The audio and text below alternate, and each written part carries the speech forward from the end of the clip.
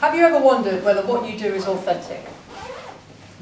So let me take you back to Friday, 9th of March 2012, another very specific date I know, around 4-ish if you're interested.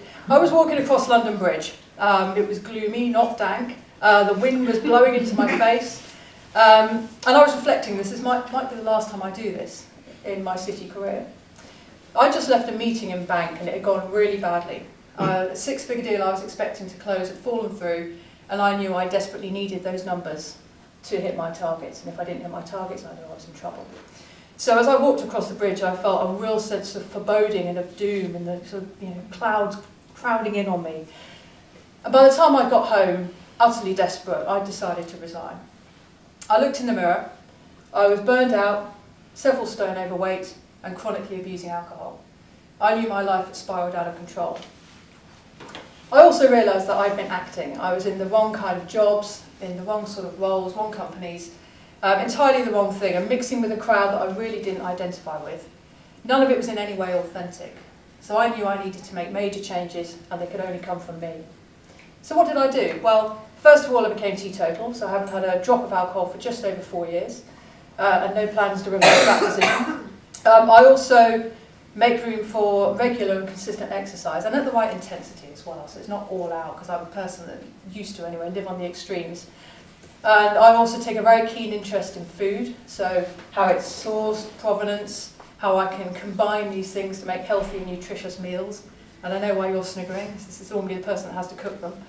And I took up yoga, so that's quite a key part of my life as well, and practicing breathing exercises that really helps. So generally there's just more balance there. Most importantly, I think, I also found my purpose. So I don't need to blunt my reality with alcohol anymore. I know exactly what I'm doing, it's the right thing for me.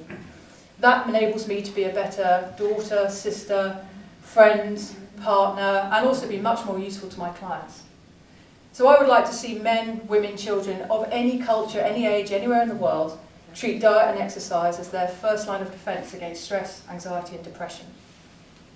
So in the months that followed that journey across the bridge, I took some time out to rest and recover, retrained as a personal trainer and set up my own business.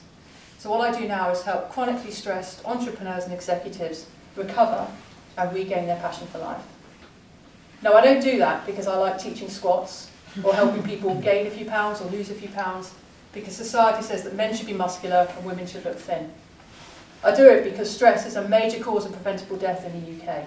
And I personally know what stress can do and how it can drive recklessness and risk-taking, and there's many stories of that in my life. I do it because fear, I think, is a huge part of many people's lives, fear and anxiety. And I think it's a real travesty that, against life, that we have these fears and these anxieties. I found a way to be unafraid, and I would like to help other people do the same. So what I do is help people expand their horizons and learn to really suck the marrow out of life, really make the most of things. But if you think this is about personal training, then you've missed the point. It's about helping people broaden their horizons and create new opportunities for themselves.